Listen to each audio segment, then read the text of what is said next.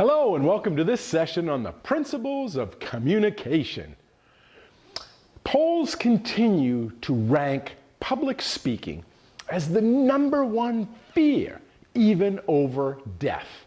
Think about that. More people are afraid to speak in public than to be eaten by a shark, being burned, going blind, or dozens of other horrific things. Talking in public also includes doing it in front of the camera or in front of a live audience. And part of that fear is because of the embarrassment factor. What do people think? What do I look like? What do I sound like? And these thoughts just add to your anxiety. Now, though we call it fear, what you are really going through is an oversupply of adrenaline, a natural substance in our bodies. And when our systems receive too much adrenaline, it causes fear and anxiety. Well, there are many ways you can reduce this, which we will be covering in depth in this course. For example, studies show that nervousness can be reduced by about 60% if you are just well prepared. So public speaking is an art, and few people come by it naturally. Add to this doing a food presentation or a cooking demonstration, right? Cooking a recipe, and that difficulty of public speaking just went off the charts. Now you got to do two things, right? So a person's best bet is to become a better speaker or a better presenter is to take a specifically designed course like this one to help them overcome the challenges. So what is communication? Well, in terms of talking or doing a demonstration or a presentation in front of an audience or a camera, one of the things we need to do first is to help us understand what it is. And that's, we need to first break down communication so we can look at those parts and then figure out how we can be better at them.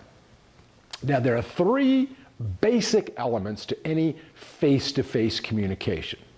These are the words, the tone of voice, and your body language.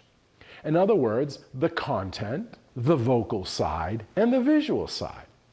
And it is important that when we communicate, all three are in harmony or agreement.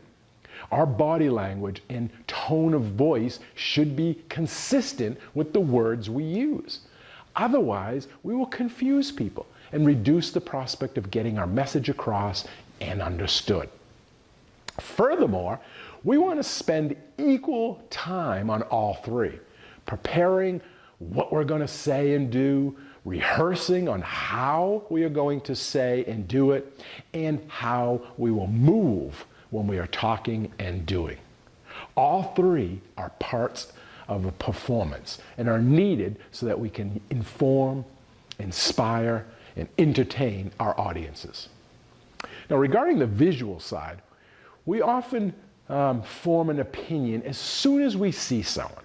Now, if I'm the presenter and I don't look interested in what I'm talking about or what I'm doing, then I don't think you are going to be interested either.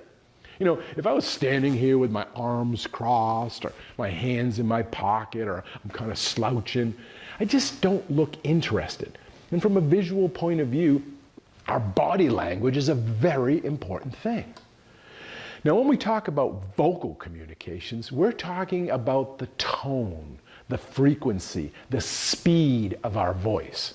So if I was talking in a very monotone way and I didn't have a lot of energy, well, it's not going to sound very interesting. And on the other hand, talking super fast and at a high pitch is not good either. And neither is mumbling.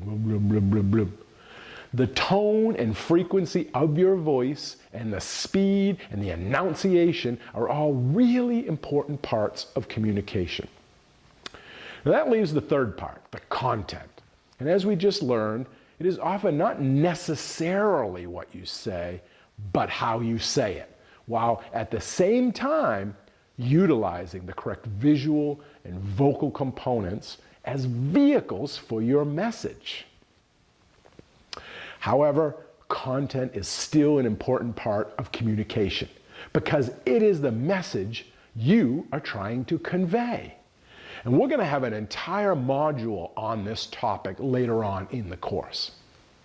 So, in summary, there are 3 basic elements of communication, and they are all equally important if we want to successfully get our message across.